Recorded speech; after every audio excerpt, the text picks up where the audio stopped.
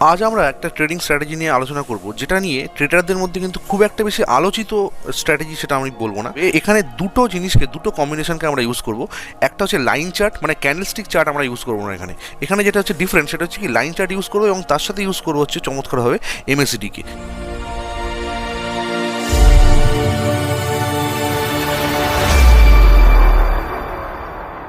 তার আগে যেটা আমাদেরকে আগে একটা কনসেপ্ট ক্লিয়ার হওয়া দরকার, সেটা হচ্ছে কিন্তু যে হাইজ আর লোজ নিয়ে, যেগুলো নিয়ে মূলত কিন্তু আমরা ট্রেডিংটা করি। সেটা হচ্ছে কি, দেখুন এখানে যে চার্টটা আপনি দেখতে পাচ্ছেন, এখানটায় দেখুন LH LL এরমভাবে লেখা আছে। এবার এটা কি খায় না মাথায় দেয়, সেটা আগে জানতে হবে।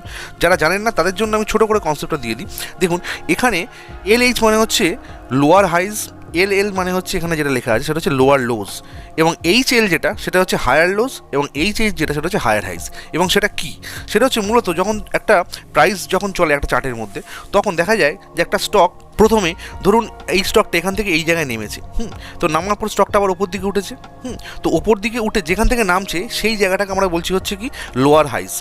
তো লোয়ার হাইজ কেন বলছি, তার কারণ হচ্ছে কিন্তু এখানে যখন আমরা দেখছি যে এখানে একটা হাই বানিয়েছে, পরের যে হাইটা যদি আমরা খেয়াল করে দেখি সেটা কিন্তু এই জায়গাটায় বানিয়েছে। তার মানে কি আগের যে হাইটা, সেই হাইটা যদি এই রেঞ্জে বানায়, পরের হাইটা বানাচ্ছে এই রেঞ্জে, মানে তার থেকে নিচের দিকের রেঞ্জে বানাচ্ছে, এবং সেই জন্যই এটাকে আমরা বলি হচ্ছে লোয়ার হাইজ। মানে আগের হাইয়ের থেকে পরের হাইটা যখন নিচের দিকে তৈরি হয়, তেমনই সেম কনসেপ্ট হচ্ছে কি লোয়ার লোজ। অর্থাৎ আগের যে লোটা যদি আমরা দেখি, তাহলে এই জায়গাটায় হচ্ছে আগের লো বানিয়েছিল, তো আমরা দেখছি এখানটায় আগের লো বানিয়েছে, এবং পরের যে লোটা উঠেছে স্টকটা, তারপর ওপর দিকে উঠে আবার এরকমভাবে নামছে, নেমে পরের যে লোটা সেই লোটা কিন্তু এই জায়গাটায় বানাচ্ছে। তার মানে কি আগের লোটা এখানে বানিয়েছে, পরের লোটা এখানে বানাচ্ছে, তার মানে কি আগের লোর থেকে পরের লোটা নিচের দিকে তৈরি হচ্ছে, ওই কারণে ওটাকে বলা হচ্ছে লোয়ার লোজ।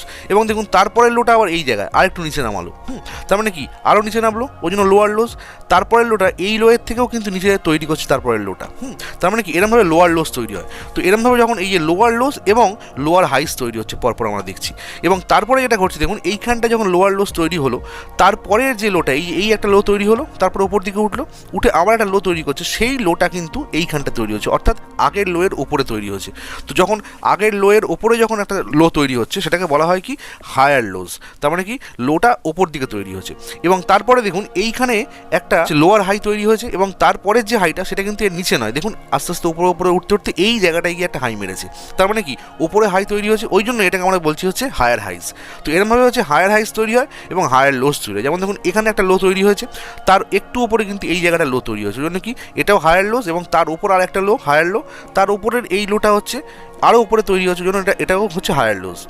কিন্তু এখানটায় যখন আমরা দেখছি, এই জায়গাটায় যখন আমরা দেখছি, তখন কিন্তু এই জায়গাটা আমরা দেখছি হায়ার হাইস তৈরি হচ্ছে, এবং পরের যে হাইটা সেটা কিন্তু ওর নিচে তৈরি হচ্ছে, ওই জন্য দেখুন পরেরটার নাম কিন্তু হয়ে গেল কি লোয়ার হাইস।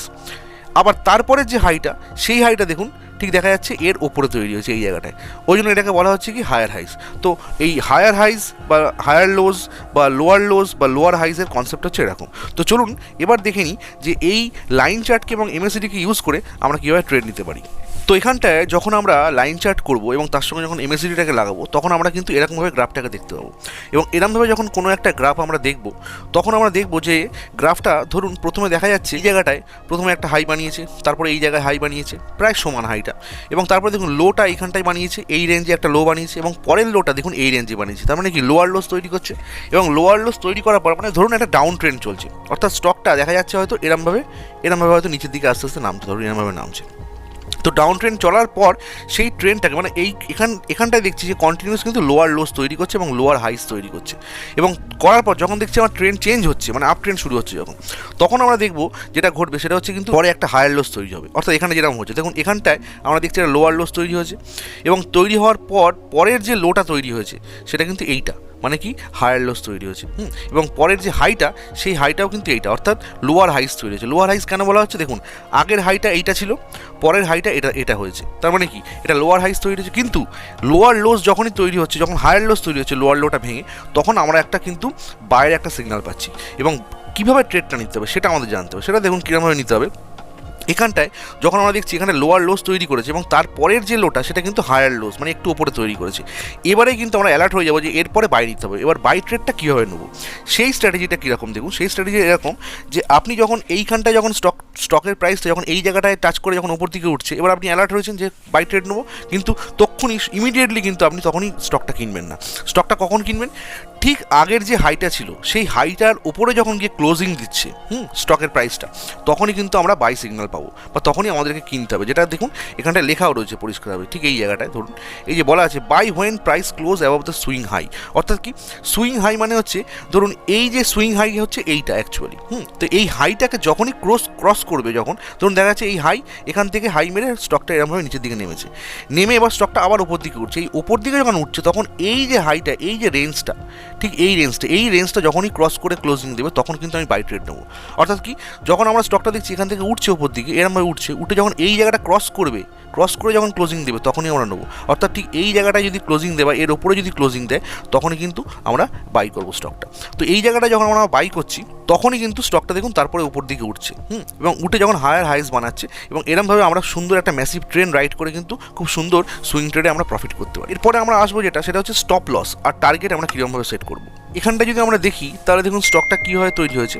এখান থেকে লোয়ার লোস বানাচ্ছিল, অর্থাৎ এইটা লোয়ার লোস বানিয়ে এরপরে লোয়ার লোস একটা বানিয়েছে, তারপরে আরও নিচে লোয়ার লোস, আবার আরও নিচে লোয়ার লোস, এরপরে কিন্তু যে লোটা সেটা কিন্তু যদি এখানটায় বানাতো তাহলে আমরা ট্রেড নিতাম না। ধরুন এরমভাবে লোয়ার লোস বানিয়েছে, এরম নেমে ধরুন এইখানটা যদি লোয়ার লোস বানাতো একটা, মানে এখানটা যদি লো বানাতো তাহলে ট্রেড নিতাম না, কিন্তু সেটা হয়নি। সেটা হয়েছে কি এটা কিন্তু ওপর দিকে বানিয়েছে, মানে আমরা দেখছি যে এই লোয়ের পরে এই লোটার পরের যে লোটা সেটা কিন্তু এইখানটায় বানিয়েছে। তো এখানটা যখন বানিয়েছে তখন আমরা এর আগে কি বললাম এক্ষুনি, যে ট্রেডটা কোথায় নেবো, আগের যে সুইং হাই তার উপরে ক্লোজিং দিলে, অর্থাৎ কি সুইং হাই হচ্ছে এইটা হাই মেরেছিল, এর ওপরে যখন ক্লোজিং দেবে অর্থাৎ ঠিক এই জায়গাটায় আমরা কি বাই ট্রেড নিচ্ছি। এবার যখন বাই ট্রেডটা এই জায়গায় নিচ্ছি তাহলে স্টপ লস কোনটা হবে, স্টপ লস যেটা হবে সেটা হচ্ছে আগে যে সুইং লো মানে আপনি এখানটায় ট্রেডটা নিয়েছেন এবং যেখানে ট্রেড নিয়েছেন তার আগের লোটা কোনটা ছিল আপনি দেখুন, তার আগের লো কিন্তু এইটা নয়, তার আগের লো এইটা নয়, তার আগের লো কোনটা এইটা, তো এই জায়গাটায় হচ্ছে আমরা কিন্তু স্টপ লসটা দেবো। অর্থাৎ আগের যে সুইং লো সেটা হচ্ছে আমাদের হবে স্টপ লস। মানে স্টকটা যদি এমন হয় যে এখান থেকে উপরে ক্লোজিং দিয়েছে এরমভাবে দিয়ে স্টকটা আর ওঠেনি, উঠে নেমে যদি আবার এখানে চলে আসে তাহলে কিন্তু স্টপ লস হিট হবে, যেটা ইন জেনারেল যাতে হিট না হয় তার জন্যই কিন্তু আমরা MACD কনফার্মেশনটা নেবো। কারণ কি এখানে আরেকটা শর্ত যেটা রয়েছে এর সঙ্গে, যে শুধুমাত্র এই লাইন চার্ট দেখলেন উপরে উঠে গেছে মানেই আমি এই জায়গাটায় কিনে নেবো তা নয়, তখন কিন্তু আপনি কনফার্ম করবেন কি MACD দেখে। অর্থাৎ ধরুন এখানে ধরুন আপনার MACD লাইনটা ধরুন এরকম রয়েছে, এখান থেকে ধরুন দেখা যাচ্ছে হয়তো বিয়ারিশ ক্রস ওভার এরমভাবে দিয়েছে, দিয়ে MACD লাইনটা এরম উঠেছে, দিয়ে আপনি দেখছেন যে MACD যে লাইনটা সেই লাইনটা এখান থেকে এরমভাবে দিয়ে দেখা যাচ্ছে যে এই জায়গাটা এরমভাবে ক্রস ওভার দিয়েছে, মানে বুলিশ ক্রস ওভার। তো বুলিশ ক্রস ওভার যদি এই জায়গাটায় দেয় তাহলে আপনি দেখবেন যে এই জায়গাটাতেই আপনার বাইরের ট্রেড আসছে এবং বুলিশ ক্রস ওভারও দিয়েছে তার সঙ্গে, এই দুটো জিনিস একসঙ্গে ঘটতে হবে। তো আমরা মহিন্দ্রা অ্যান্ড মহিন্দ্রা চার্টে রয়েছি এবং এখানটা যদি দেখুন এই জায়গাটায় কিন্তু MACD একটা দেখছি আমরা যে বুলিশ ক্রস ওভার দিয়েছে ঠিক এই জায়গাটায়, এবং তারপরে কিন্তু MACD পুরো বুলিশ সিগন্যালই দিচ্ছে আমাদেরকে। তো আমরা দেখছি যে এইখানটায় হচ্ছে লাস্ট সুইং হাই মেরেছিল, মারার পর এখানটায় লো মেরেছে, মারার পর দেখুন এই লোটা পরের যেটা সেটা হচ্ছে সুইং হাইকে ক্রস করে গেছে। তার মানে কি আমাদের প্রথম এন্ট্রিটা কিন্তু হবে ঠিক এই জায়গাটা, এই যে রেড লাইনটা দেওয়া আছে এটা হচ্ছে এন্ট্রি হবে, তাহলে এইটা এন্ট্রি হবে এবং স্টপ লস হবে হচ্ছে এইটা হলো। এবং তারপরে যখন স্টকটা উপর দিকে উঠে নেক্সট যেটা হচ্ছে আমাদের এন্ট্রি, যদি এখানটায় আপনি এন্ট্রি করতে চান তাহলে নেক্সট এন্ট্রি হবে হচ্ছে এই জায়গাটা, ঠিক আছে। এখানে যখন এর উপরে যখন ক্লোজিং দেবে এন্ট্রি হবে, তো এখানে যখন আপনি এন্ট্রি করবেন তখন কিন্তু এই স্টপ লসটা আপনি শিফট করে নিয়ে চলে আসবেন কিন্তু এই জায়গাটায়, মানে পরের যে স্টপ লস সেটা কিন্তু এই জায়গাটায় আপনার হলো। তারপরে আবার স্টকটা আরও উপরে উঠছে, তো আরও উপরে যখন উঠছে তখন যদি আপনি নিউ এন্ট্রি নিতে চান তাহলে কিন্তু আপনি এন্ট্রিটা নেবেন হচ্ছে ঠিক এই জায়গাটায় আপনি এন্ট্রি নেবেন, ঠিক আছে। আর যদি ওই এন্ট্রি থাকে তাহলে কিন্তু পরের স্টপ লসটা আপনি শিফট করে দেবেন, অর্থাৎ পরের স্টপ লসটা যেটা হবে পরের স্টপ লসটা হচ্ছে এইটা। তো এরমভাবে কি স্টপ লস ট্রেল করতে গেলে আপনি খুব সুন্দর একটা প্রফিট করতে পারবেন, এবং তার সঙ্গে কিন্তু আমাকে অবশ্যই এই MACD কনফার্মেশনও নিতে হবে, এবং তারপরে যদি আপনি ক্যান্ডেলস্টিক বোঝেন তাহলে ক্যান্ডেলস্টিকে আপনি প্রাইস অ্যাকশন দেখেও কিন্তু সেটা আপনি প্রফিট বুক করতে পারেন। তো আশা করি MACD এবং লাইন চার্টে যে এই সুন্দর কম্বিনেশন যেটা সম্পর্কে খুব একটা আলোচনা হয় না, খুব একটা বেশি দেখা যায় না, সেই নতুন স্ট্র্যাটেজিটা আপনাদের ভালো লেগেছে। ভালো লাগলে সঙ্গে থাকবেন রিজারিচেস।